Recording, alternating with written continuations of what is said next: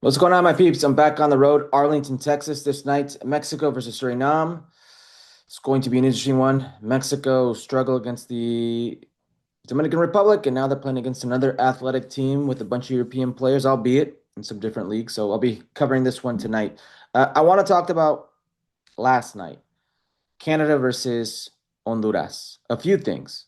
First of all, I picked Canada to win this Gold Cup. I thought they would come out flying. I didn't think they would come out flying like this. 6-0 versus Honduras. And say what you will about Honduras. They've got a ton of problems.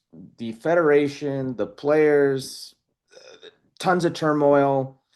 Albert Ellis still isn't back after that unfortunate car accident. They're not the same Honduras of old. I understand that. But this Honduras, in Honduras, wrecked the Mexican national team.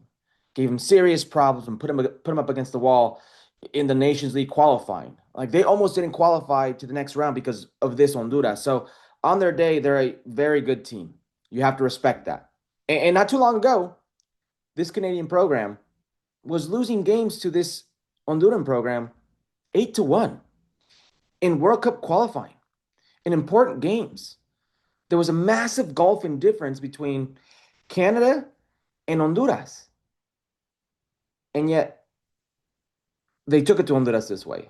Now, they did it testing different players, resting some players.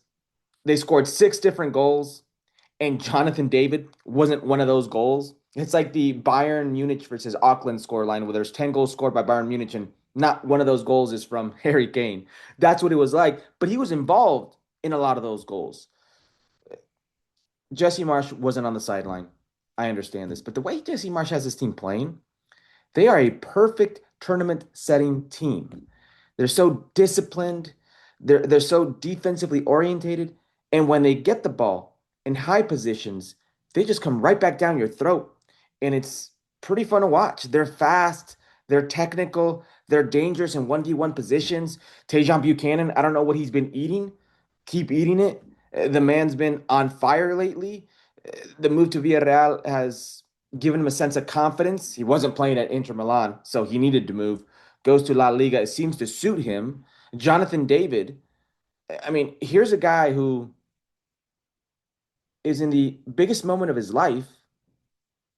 He's a free transfer. He's going to command a massive, massive fee anywhere he goes, pay wise, salary. He's got the pick of the litter right now.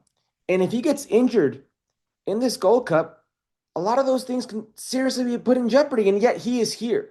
He is here. And I keep hearing that in comparison to a Christian Pulisic, which is fair because one wants to be there.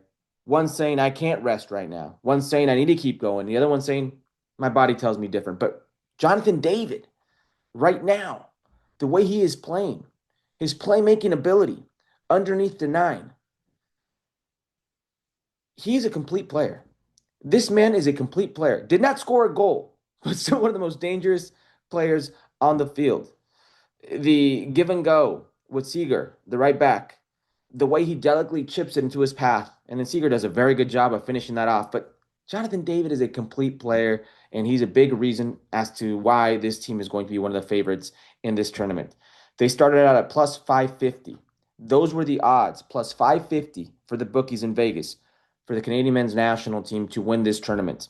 As of last night, after the game, a 6-0 drubbing, plus 450. Mexico's plus 150. The United States are plus 200. I don't know how they are that favored over Canada. I know that Mexico is going to play pretty much as a home country. Wherever they go in the United States, they have tens of thousands supporting them. They can fill up any stadium in the continental United States. I understand that. I don't understand the United States men's national team. They shouldn't be that favored. They've got a BC team. If we really think about it, there are 9 starters missing against Trinidad and Tobago. You had Chris Richards, Tim Ream, the only legit guys that could raise their hand and say they're starters with the full A team. So I don't understand that right there. But Canada, man, they are scary. That is one. And I'm sticking with Canada. I think they will do well. Just the type of team that is so disciplined and aggressive and playmakers all over the field. without Alfonso Davies, which is absolutely scary. I saw Alfonso Davies there supporting his teammates. That is great. That is awesome. It's a captain. It's a leader. That's what you want to see. Very cool. Um, but this team is going to be scary. Now, they also had an advantage. The U.S. is a Gold Cup host nation. Now,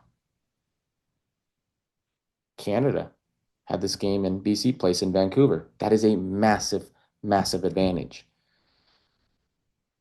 I still don't know how I feel about that. Um, if you ask me, the tournament should be played in a different setting every 2 years, every 4 years, if that's what you want to go for. It can't always be in the US. Mexico and the US have a massive advantage. And I'm a big proponent of Canadian football. I love the Canadian men's national team. They've been very fun to watch. I've been on this train for a while, but they have an advantage when they get to play at home, and other teams don't get to play at home. I don't want to discount that. So, anyways, Honduras, a lot to work on. They are in shambles, but 6-0, 6-0. That is a massive, massive scoreline for Canada, a team that not too long ago was losing 8-1 to this very same program.